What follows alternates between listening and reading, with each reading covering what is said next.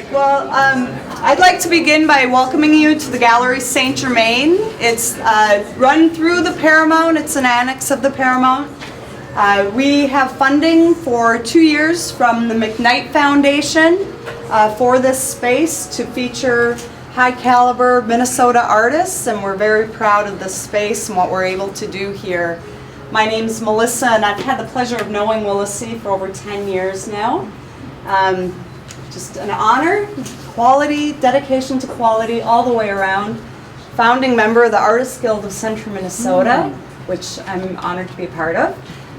Several of our members are here tonight. So I've known Willicey to be one of the finest instructors, but also just a painter as well. It's an honor to have you here. So, thank you. Good evening, everyone. Thank you for being here. Where do I start? Chance. Chance. Chance is defined as an assumable, impersonal, purposeless determiner of an unaccountable happening. That's Webster's dictionary of the word chance. When we happen to come across a situation by chance, if we are smart enough to identify it, we take advantage of it. I prefer opportunity, because opportunity can be created. And so, but this show is based on the opportunity that I was provided by the Minnesota State Arts Board. They have a grant program that they do every year. They fund artists around the state in all different aspects, whether it's music, writing, fine arts. It's about $1.5 million that they give out to artists, and I was selected as one of the artists for 2015. And so that's why this show is happening.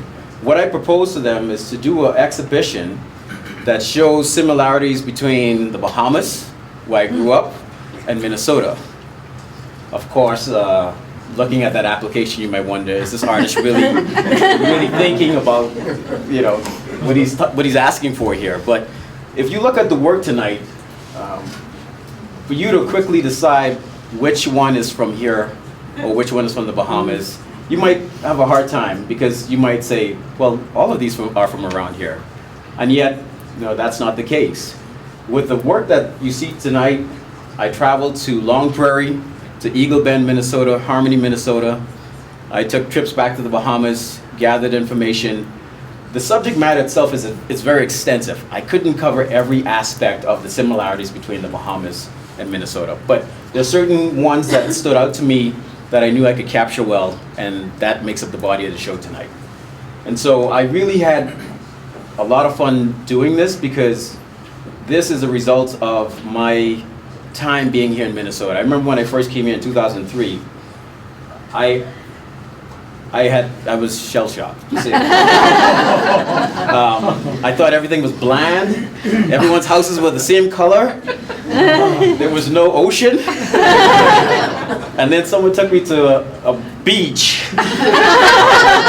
Oh, this is gonna be rough. But after a decade, I started to see Minnesota in a totally different light. It took 10 years for me to gather information as to what I recognized could be something that I would see back home in the Bahamas. And then I grew to really appreciate my surroundings. And so this show is a result of my years of findings and what I saw appealing, what I've grown to like, and the similarities between the Bahamas and Minnesota. Some of the work, the style, they kind of vary a little bit.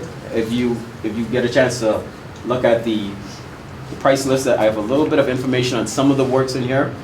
And so the pieces with the framing, the reclaimed wood, the barn wood, I really wanted to authenticate the message that I was bringing across. And so I'm hoping that you as the audience were able to feel like you've been transported back in time a little bit, because that's what I'm doing. I'm trying to pay homage to times gone by, when things were simpler, when we took a moment to look, examine, and enjoy our surroundings. And so that's changed quite a bit, but we still have small glimpse of this that exist in Minnesota and also in the Bahamas. And this show is a combination of that. So I thank you for being here tonight, and if you have any questions at this time, I will take a few. You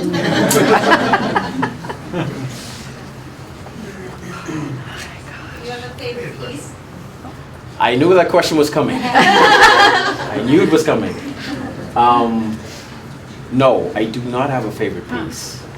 And I thought about that question because I said, okay, someone's going to ask me, do I have a favorite piece? Each piece is wonderful in its own way, but for me as an artist, I've been painting for so long now that the overall picture itself is great. I like when the piece looks the way I want it to look, but for me, I find my enjoyment in the little portions of a picture.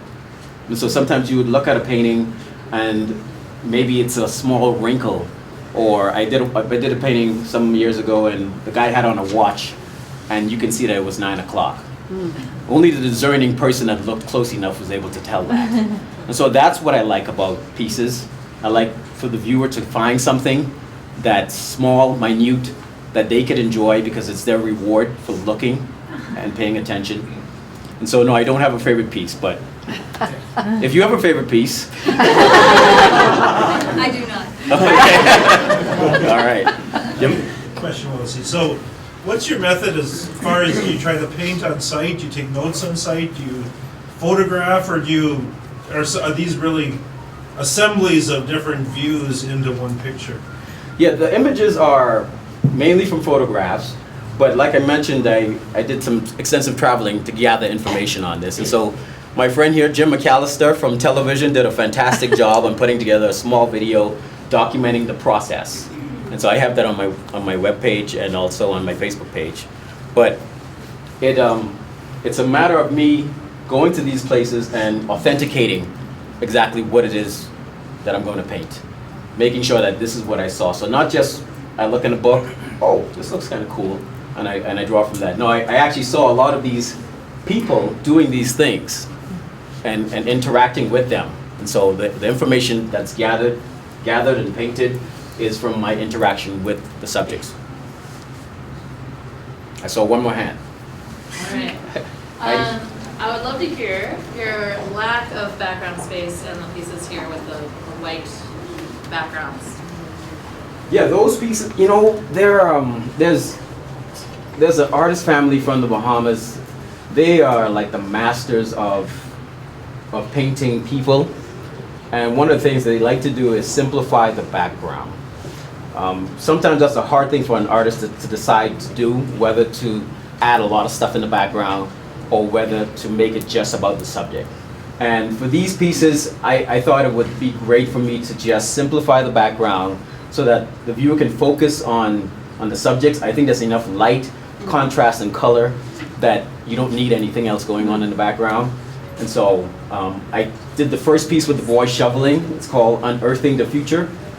And it worked so well, I decided to do the second piece that complements it. On this piece, and then the one that's on the opposite, the background, is that a special sort of canvas that you're working on, or how you get that that color, that sort of sandy color? Well, first of all, let me say I am very intrigued that people like the Brunei pieces. And so that's what it's called. They're called Brunei Dreams. Brunei is similar to Versailles. It's working in brown tones. And so these pieces are done on pine. And it's actually cupboards. Huh. Okay, sure. Cupboard doors, right? Yeah, cupboard doors, actually. Yeah. And so it's all one piece. There's no attached pieces to it. It's all one. And so I saw it, and I liked how it had an elevated surface. And so I did a coating on the front, a clear coating, creating a toothy surface for the paint to adhere to, and then I just stained the sides. The pieces are done in a monochromatic style because, as I mentioned to a few people who had asked already, I wanted to convey the thought of a dream-like reality. Sometimes you have a thought of something, an experience in life. When you first have it, it's real bright, it's vibrant, and as time goes on, it kind of fades a little bit. It never leaves you, but it's not as vibrant as it used to be, but you still remember it. And so that's what these pieces are all about. Brunei Dreams, kind of like a hazy thought in the past. Okay. Well, cool. Okay, I need something to drink. Thank you very much for coming, guys. Thank you.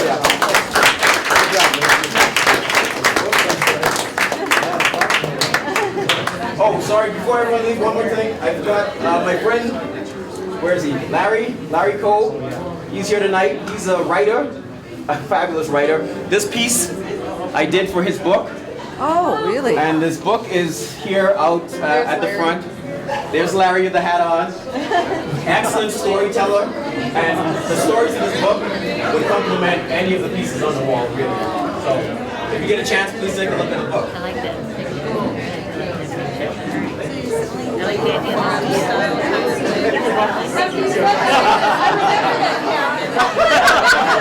the idea Good. Thank you, guys. Glad you were here. That's just a little. Yeah, I know. I wanted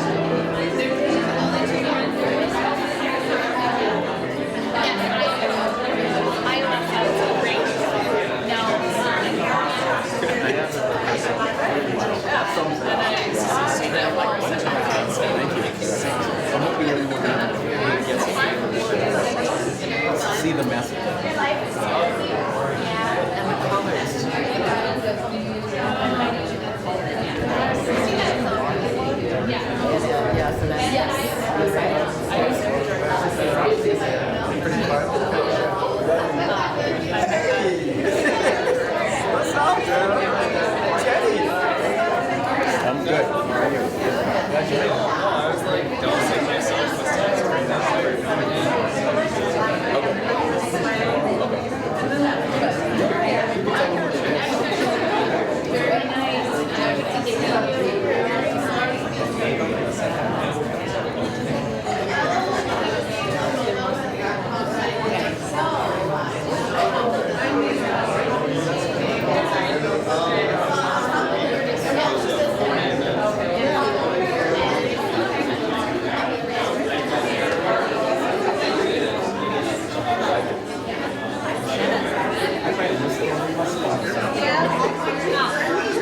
He's gonna stand here, so we'll try and get everybody to sit. You'll start to sit down, we'll get everybody to sit. So stay here. Don't go away.